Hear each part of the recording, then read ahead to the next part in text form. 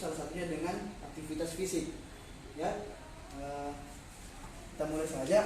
Di aktivitas fisik ini ada beberapa jenis, yaitu aktivitas fisik harian, latihan fisik, dan olahraga. Untuk aktivitas fisik harian itu bisa kita lihat jenis aktivitas yang pertama adalah dalam kehidupan sehari-hari. Contohnya itu kegiatan sehari-hari yang biasa ibu-ibu lakukan. Contoh kayak menyapu, mengepel, mencuci pakaian. Nah, itu termasuk dalam aktivitas fisik harian, yang dimana kalori yang terbakar itu bisa mencapai 50-200 kilokalori per kegiatan. Nah, kemudian untuk kegiatan selanjutnya itu latihan fisik. Latihan fisik seringkali dikategorikan dengan olahraga, misalnya jalan kaki, jogging, push up, peregangan, senam aerobik, bersepeda, dan sebagainya. Nah, kemudian kegiatan selanjutnya itu olahraga. Nah, olahraga didefinisikan sebagai aktivitas fisik yang terstruktur, terencana dengan mengikuti aturan-aturan yang berlaku. Contohnya bermain sepak bola, basket, dan sebagainya. Nah, yang kedua,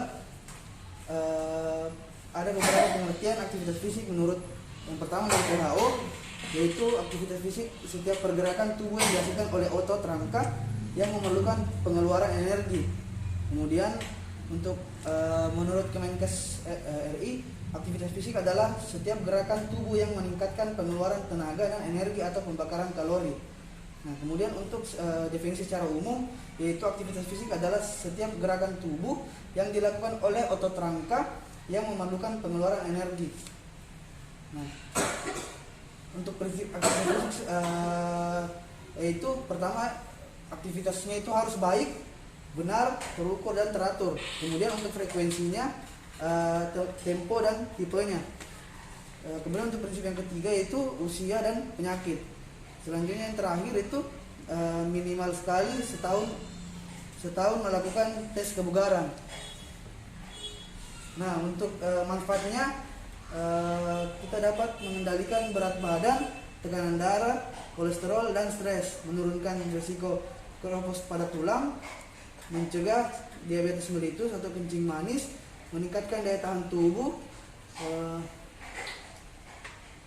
kemudian mengurangi kecemasan. Nah, untuk faktor yang mempengaruhi aktivitas fisik itu ada umur, jenis kelamin, pola makan, penyakit pada tubuh. Nah, mungkin sekian dari saya. Jika ada pertanyaan, boleh langsung bertanya. Wabillahi taufiq wal hidayah. Assalamualaikum warahmatullahi wabarakatuh. Waalaikumsalam warahmatullahi wabarakatuh. Assalamualaikum warahmatullahi wabarakatuh. Waalaikumsalam warahmatullahi wabarakatuh. Nama saya Andi Siti Saima. Saya dari Puskesmas Tabaringan akan menjelaskan kepada Bapak dan Ibu bagaimana dampak jika Anda menjadi perokok aktif maupun perokok pasif. Jadi di sini dampak buruk merokok itu jika Anda menjadi perokok pasif maupun perokok aktif. Jadi salah satunya menyebabkan stroke dan serangan jantung, merusak gigi, dan menyebabkan bau mulut yang tidak sedap, kehilangan pendengaran lebih awal dibanding bukan perokok, menyebabkan kerontokan rambut, menyebabkan kemandulan dan impotensi, menyebabkan kanker paru dan penyakit paru obstruktif kronis, menyebabkan kanker leher rahim dan keguguran, menyebabkan kanker kulit, gangguan pada mata seperti katarak, tulang lebih mudah patah.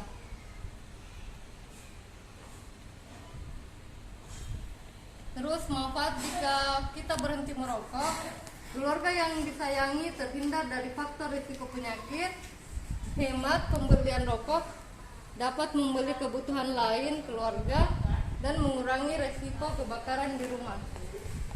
Jadi inilah manfaat berhenti merokok. Hidup kita lebih bahagia dan lebih senang. Jadi kalau misalnya ada bapak atau ibu yang mau untuk konsultasi berhenti merokok, bisa lewat ini hotline-nya 0801776565. Atau misalkan ada yang mau berhenti merokok, bisa juga ke puskesmas, ke pondok UBM, supaya berhenti merokok bersama saya Ibu Andi Siti Saima. Terima kasih banyak. Assalamualaikum warahmatullahi wabarakatuh. Tiga. Assalamualaikum warahmatullahi wabarakatuh. Waalaikumsalam warahmatullahi wabarakatuh. Selamat sore Bapak dan Ibu. Di sini saya Diana Manisiati dari Puskesmas Tabaringan. Sebelumnya kami mau menjelaskan tentang bagaimana kita mengendalikan dan pencegahan untuk penyakit tidak menular. Salah satunya adalah diet sehat seimbang.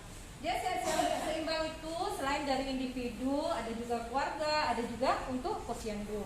Yang individu itu kita harus mengatur pola makan. Pola makan itu sesuai dengan pola makan yang sehat dan mengendalikan juga asupan lemak, gula, garam, dan meningkatkan konsumsi buah dan sayuran. Tapi dalam keluarga, kita budayakan di keluarga kita menjadi pola makanan dengan sesuai dengan makanan sehat dan seimbang. Terus yang kedua, mengendalikan juga asupan lemak, gula, dan garam sama dengan yang individu ya Bu ya, dan meningkatkan konsumsi buah sayuran. Untuk di posyandu khususnya itu biasanya ada PMT, di mana PMT itu memberikan menu sehat kepada anak-anak balitanya atau juga kepada lansia-lansianya. Sedangkan kegiatan di posyandu itu biasanya ada demo-demo masaknya dari kader ataupun dari pihak-pihak kader lansia ataupun dari lansianya tersebut. Nah, ini 10 pedoman gizi seimbang Bu. Biasakan mengkonsumsi aneka ragam makanan pokok. Makanan pokok itu macam-macam. Ada nasi, ada juga bisa roti, bisa juga diganti dengan singkong dan lain-lain. Terus batasi konsumsi pangan manis, asin dan berlemak. Lakukan aktivitas fisik yang cukup dan pertahankan berat badan ideal seperti olahraga dan lain-lain. Biasakan mengkonsumsi lauk pauk yang mengandung protein tinggi seperti ikan, tempe, dan sebagainya. Tapi lebih bagus lagi bila kita pakai cuci tangan, pakai air mengalir dan sabun. Biasakan juga dengan sarapan pagi, khususnya untuk anak-anak yang sekolah, karena dia akan berpikir di dalam situ dan memberikan kalori energi. Selanjutnya Ibu ya, biasakan juga air putih itu dikonsumsi cukup dan aman, yaitu 8 gelas per hari. Banyak juga makan buah dan sayur dan biasakan membaca tabel pada kemasan pangan, dia expirednya kapan, dia sudah rusak atau tidak, dan syukuri dan nikmati aneka ragam makanan. Jadi jangan mencela makanan. Nah, ini contoh dari isi piringku Ibu. Ada ini piring yang untuk pencegahan supaya kita tidak obesitas, yaitu sepertiganya adalah makanan pokok, sepertiganya sayuran, dan seperenamnya lauk pauk dan buah-buahan. Sedangkan untuk obesitas adalah setengah porsinya adalah itu buah-buahan dan sayuran. Untuk seperempatnya itu baru lauk pauk dan seperempatnya adalah makanan pokok. Nah, yang ini yang terpenting Bu ya, kita harus kurangi gula, garam, dan lemak. Yaitu gula 4 sendok, garam 1 sendok, dan lemak 5 sendok. Oke, terima kasih banyak Ibu. Mungkin kalau ada masalah apa bisa langsung kepada saya atau kita konsulkan ke petugas gizi di puskesmas. Terima kasih.